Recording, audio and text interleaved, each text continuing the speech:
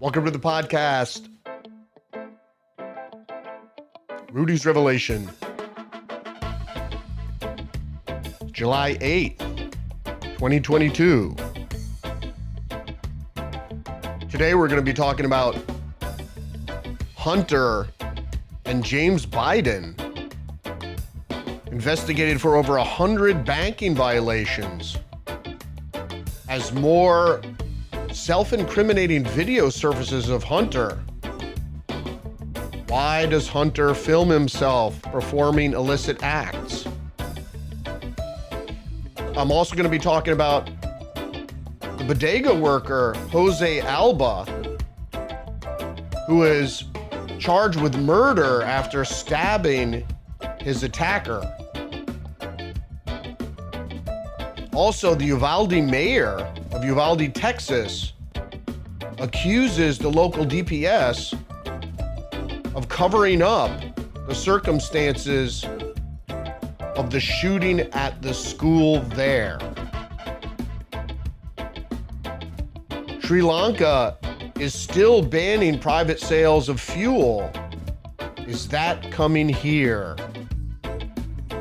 Canadian Prime Minister Justin Trudeau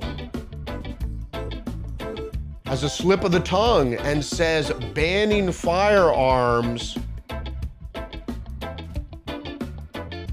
is the right thing to do.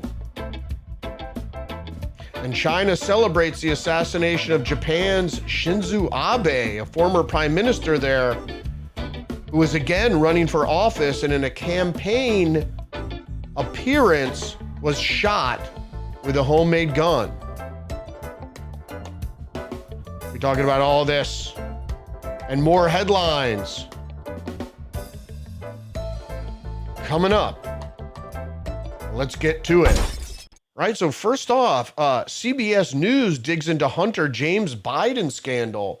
Over 150 concerning bank transactions. It's rare to be investigated for one bank transaction. These guys who are relatives of the President of the United States are being investigated for over 150 concerning bank transactions. CBS News previously dismissed Hunter Biden's laptop as Russian disinformation. Now it looks like it's all coming out. Senator Chuck Grassley, $5 million went from people in China to Hunter Biden. Naked Hunter Biden films himself smoking drugs, fondling himself in sensory deprivation tank. This is from BPR, BizPack Preview or Review.com.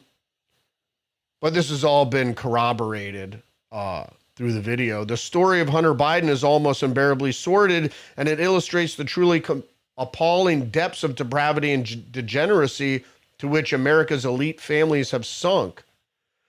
So my question is, first of all, why is Hunter Biden filming himself performing illicit acts? The question is, was he told to do so? Is it in some sort of insurance policy? Is this information being used by others to control the administration? From the New York Post, by law, the actions of accused New York City bodega worker Jose Alba are justified. Now, this is an opinion piece by Michael Dischiaro, and he goes on to say, in New York, as in all states, citizens have the right to defend themselves against attack. We call it justification defense, and it must also be disproven by the prosecutor at trial once it is raised. The case that cries out for justice for the accused. Jose Alba was sitting in his store working and was no harm to anyone when the perpetrator came behind the counter and attacked him. The judge will instruct the jury that if they find Mr. Alba's action reasonable, they can find him not guilty based on justification. He shouldn't have even been charged with murder. Basically, what they're trying to do in the United States is outlaw any reason for self-defense, especially if you murder somebody. But the fact of the matter is, self-defense is a right outlined in the Second Amendment. From CNN, Uvalde mayor says he fears a cover-up of an investigation into school massacre and calls on the Texas Governor Abbott to intervene. This is strange from CNN, but we all know is that now they're talking about cover-up, which basically means they're obfuscating any investigation into the details of the police response. I'm not calling it a cover-up as I did from the beginning. It's a stand-down. If you refuse to let law enforcement do what they're trained to do, it is a stand-down. It's not a cover-up. There were police on the scene while the shooting was going on. Some police even requested to shoot the subject, the perpetrator, while he's still outside of the school, shooting at the school, and there was no answer. So basically what happened here, it's not some sort of the chain of command, there's a problem with the chain of command, what have you. Officers failed to do their duty for some reason. And there are other peculiarities about this case. From France 24, Sri Lanka suspends fuel sales as economic crisis worsens. Now, this is from about 2 weeks ago, where they said that, cash-strapped Sri Lanka announced a 2-week halt to all fuel sales except for essential services starting Monday and called for the partial shutdown as its unprecedented economic crisis deepened. The South Asian nation is being faced with its worst economic meltdown since gaining independence from Britain in 1948 and has been unable to finance even the imports of essentials since last year. They're obviously in a bad situation. The Great Reset is going to hit countries like this first, which we see with the rise in fuel costs, what have you. It's been about 2 weeks and they still haven't rescinded the sale or the ban on sale to private individuals of fuel. And as I mentioned in yesterday's podcast, that fuel to people in the West that's how what we put in our cars and we drive around with. But for people in developing nations, they use basic gasoline, kerosene, etc., basic fuel for cooking. And so it's a basic survival. Not only that do they use it for cooking, but they use it to power their small business. Cheap energy is a way to keep people out of poverty, or people within poverty to even survive. This is from the Wine Press. Trudeau admits that he is banning all guns in Canada. Now, a couple days ago, the Canadian Prime Minister was talking and had a slip of the tongue and said whether it is our most recent initiatives on freezing the market for firearms, which will start moving us in the right direction over the medium and long term. Whose right direction is he talking about? Will start moving us. You always have to worry about when politicians use the word us. Who are they talking about? When the elites say us, they mean them, the elites. They don't mean us, like the people, which they are supposed to be representing. So this is happening in Canada, really draconian measures dealing with the COVID vaccine and guns. This stuff, which is happening in the West, and you saw it in Australia and what have you, and you're going to see it in the UK soon enough. It's going to be coming here, and the only thing that's stopping this from coming to the United States is our constitutional rights. So for Bloomberg, China tries to tamp down nationalist fervor over Abe shooting. Now, if folks didn't know, leading nationalist figures in China try to silence celebrations after the shooting of Shinzo Abe, the former Japanese leader who sparked controversy by urging Japan to bolster its military. The social media account of Central Television was filled with comments rejoicing at the attack that killed Abe. So basically, a guy took a homemade gun and he shot the former prime minister during a campaign rally. He was trying to re-enter politics and especially igniting nationalism in Japan, which has irked Chinese. So did the CCP have anything to do with this assassination? Could be anybody backing anybody. From Vice, Google's in additional headlines from Vice, Google's democratic AI is better at redistributing wealth than America. Researchers built an AI that gives out money based on who started with less resources, and humans preferred it. Again, this is more socialism under the technocracy is coming.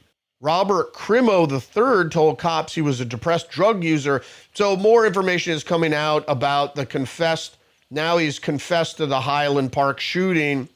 Robert Crimo admitted to cops 3 years ago that he was a depressed teenage drug user and quizzed about threatening to kill everyone. But apparently in this story, we find out also that his father helped him buy guns. And then his father says, I have no responsibility for this. If you're helping your son, who is obviously have some issues, buy firearms, the guy had homicidal ideation, you help him buy firearms and he commits this attack, you signed up. So your signature is on this. So you're partly responsible, buddy. I hate to say it. And to finish up here, Biden to sign order to help safeguard access to abortion, Reuters.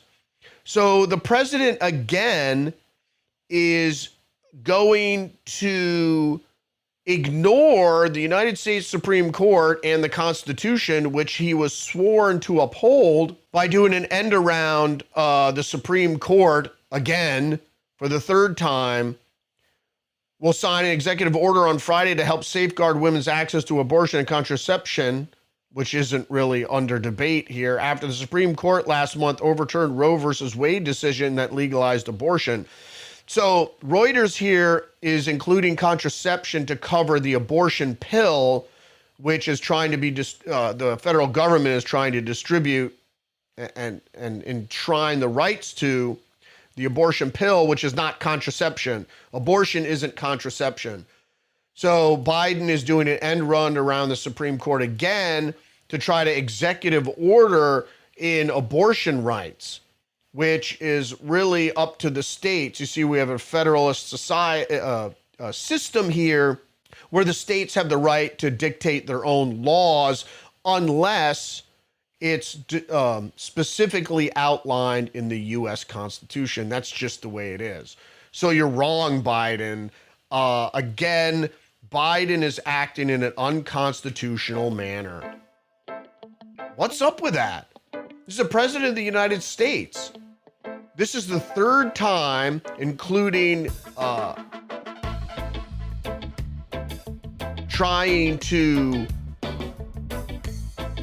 put a moratorium on rent collection, or excuse me, a moratorium on eviction, which left a lot of landlords in a lurch, especially those with a mortgage.